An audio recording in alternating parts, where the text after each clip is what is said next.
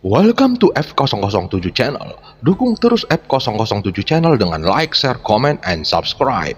Melanjutkan cerita berikutnya dari Battle Through the Heavens.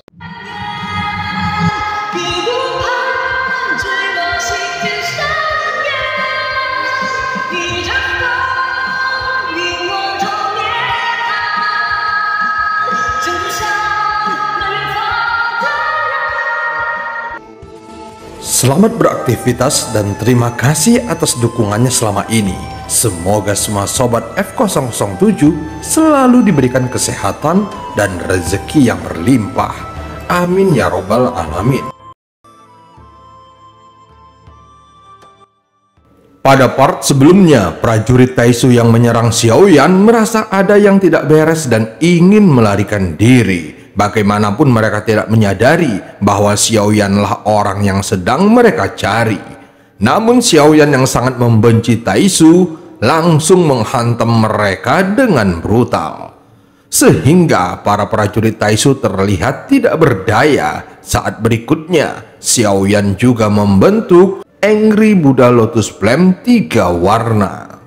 Saat Angry Buddha Lotus Flame 3 warna muncul di tengah badai nyala apinya, itu tampak terlihat sangat megah dan mengerikan. Namun kelompok Taisu ini tidak punya waktu untuk bereaksi. Mereka langsung diselimuti oleh teratai api yang langsung meledak. Ledakan ini membuat seluruh ruangan bergetar sangat hebat, sehingga mereka yang masih berani tinggal di sini langsung terkejut. Setelah ledakan terjadi, kebanyakan dari mereka bahkan tidak memiliki keberanian lagi untuk terus menonton pertempuran tersebut. Ayo keluar dari sini dan segera tinggalkan tempat ini. Beberapa sosok yang ada di sini segera berteriak dengan panik. Kebanyakan dari mereka adalah keabadian kaisar. Di antara mereka ada yang kuat dan lemah. Bahkan jika itu adalah langkah ketujuh atau lebih, mereka semua masih bisa merasakan kengerian pada pertarungan ini. Tentu saja ini jelas bukanlah pertarungan yang bisa mereka ikuti. Faktanya tidak seorang pun ingin terlibat. Jika mereka kehilangan nyawanya di sini, maka pada akhirnya semuanya akan sia-sia. Bagaimanapun, kebanyakan dari mereka tidak mau bertindak gegabah dan lebih berhati-hati. Jika tidak, mustahil bagi mereka bisa menerobos dan mencapai keabadian kaisar. Saat ini nyala api yang cemerlang menyapu dengan liar, seolah-olah ingin membakar seluruh keberadaan yang ada di sini menjadi abu. Adapun sosok Xiaoyan tidak berhenti hanya sampai di sini. Sebaliknya dia terus melangkah ke depan dengan telapak kakinya dan dengan tegas bergegas ke dalam kobaran api yang dahsyat. Kekuatan armor dewa palsu yang mereka miliki jelas ada peningkatan dan lebih kuat dari sebelumnya. Namun itu tidak sepenuhnya bisa menahan Angry Buddha Lotus Flame-nya. Jelas Xiaoyan tidak akan membiarkan mereka punya kesempatan untuk bernafas.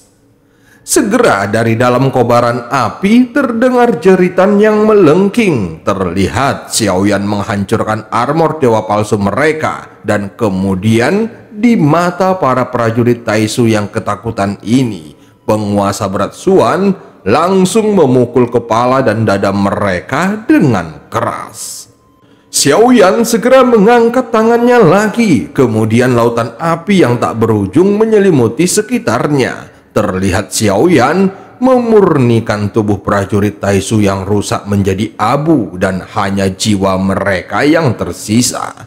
Kemudian dia memasukkannya ke dalam bendera penekan jiwa. Walaupun serangannya bisa dianggap sangat mengerikan, namun sesosok tubuh yang sepertinya sebagai pemimpin prajurit Taisu ini hanya terluka parah. Xiaoyan segera menghampirinya dan tidak langsung memenjarakan jiwanya. Sebaliknya, dia meraih kepala orang ini dengan tangannya. Xiaoyan segera meluncurkan teknik pencarian jiwanya. Kekuatan jiwa Xiaoyan yang kuat langsung menyelimuti kepalanya. Adapun mata komandan Taisu ini tampak tertutup dengan darah yang terus mengalir. Xiaoyan menggunakan telapak tangannya untuk memegang lehernya dan menggantungkan tubuhnya di udara. Sosok Komandan Taisu ini tampak sangat menyedihkan dengan luka yang serius di sekujur tubuhnya. Sebagian besar dada dan tulang rusuknya juga terlihat cekung. Bagi para prajurit Taisu ini, serangan Xiaoyan bisa digambarkan sebagai serangan yang sengit dan mendominasi jika dibandingkan dengan musuh-musuh lainnya. Bagaimanapun, mereka berasal dari Taisu yang menginvasi Senshi, sehingga Xiaoyan merasa tidak perlu menahan diri lagi. Namun dia sedikit curiga karena kekuatan para prajurit Taisu ini terlalu lemah. Aku khawatir sekelompok orang ini hanya datang untuk memastikan keberadaanku. Mungkinkah hal ini karena aku memeriksa ramuan beracun yang dipercayakan oleh sosok nomor 6, sehingga lokasiku telah terekspos? Tetapi sebelumnya, aku telah memindai slip batu giok itu dengan kekuatan jiwaku dan tidak menemukan tanda jiwa.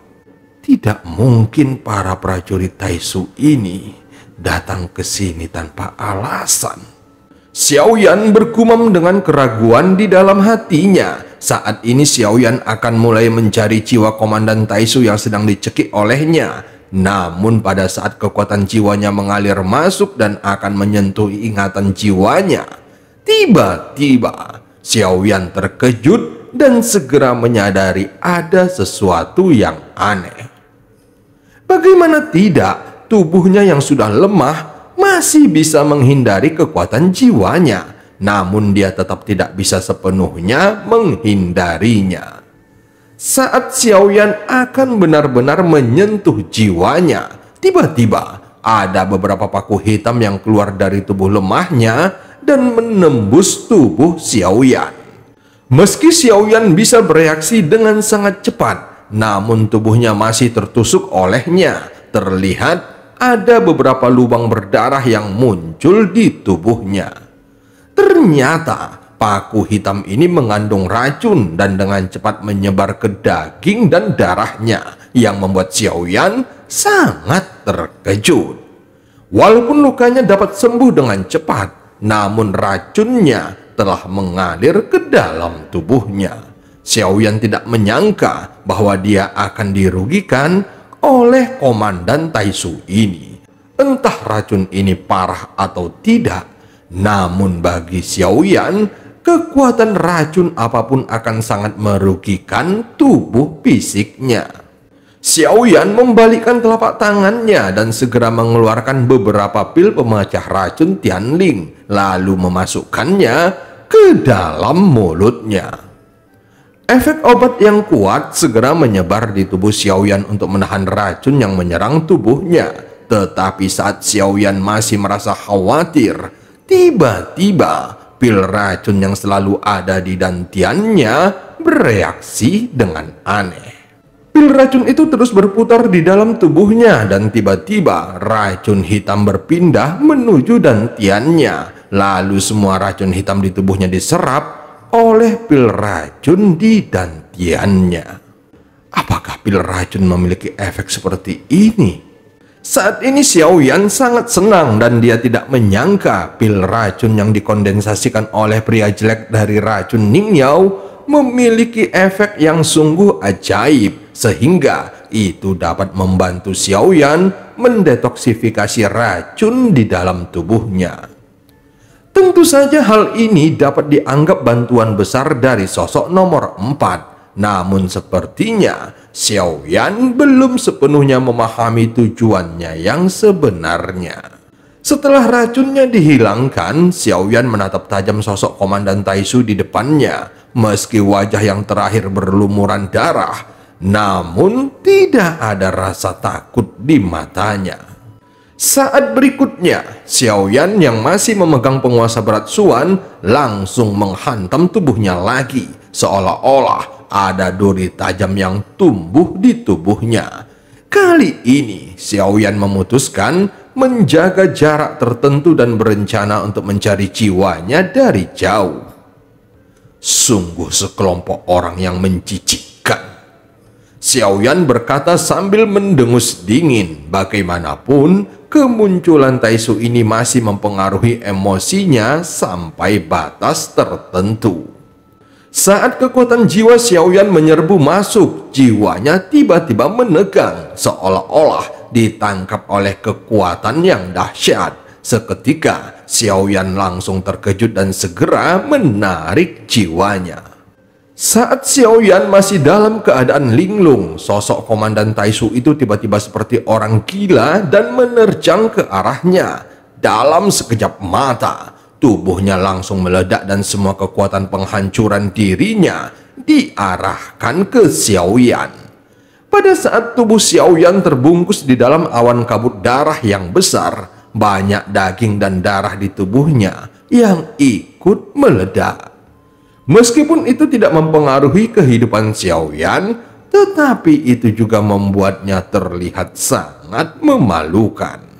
Siapa kamu? Kabut darah yang meledak ini secara bertahap mengembun dan terbentuk di udara, kemudian berubah menjadi sosok berdarah yang terlihat sedikit buram, namun tetap memancarkan aura yang kuat. Xiaoyan segera memuntahkan seteguk besar darah dan melihat sosok berdarah di depannya. Meskipun ada keterkejutan di matanya, tetapi dia tetap tidak menjawabnya. Jika tebakanku benar, kamu adalah Jiuba. Tepat ketika Xiaoyan masih memikirkan asal-usul sosok berdarah di depannya, dia tiba-tiba berbicara dan membuat Xiaoyan terkejut. Tetapi Xiaoyan tidak menanggapinya dan tidak ada perubahan yang aneh pada wajahnya. Segera sosok Xiaoyan tiba-tiba mundur ke belakang. Dia merasa tidak perlu menjawabnya, dan Xiaoyan juga berpikir bahwa sosok berdarah ini adalah nomor 6 yang merupakan mantan Kaisar Taisu, Suqiantai. Kamu mau lari? Sosok berdarah itu langsung mendengus dingin. Begitu tubuhnya bergerak, dia segera bergegas menuju Xiaoyan. Xiaoyan segera menyadari bahwa sepertinya ada kekuatan tak terlihat yang mengelilinginya. Jelas itu hanyalah bayangan, namun dia sebenarnya mampu mengaktifkan kekuatan aturan. Dan cerita pun berakhir. Sampai ketemu di part selanjutnya.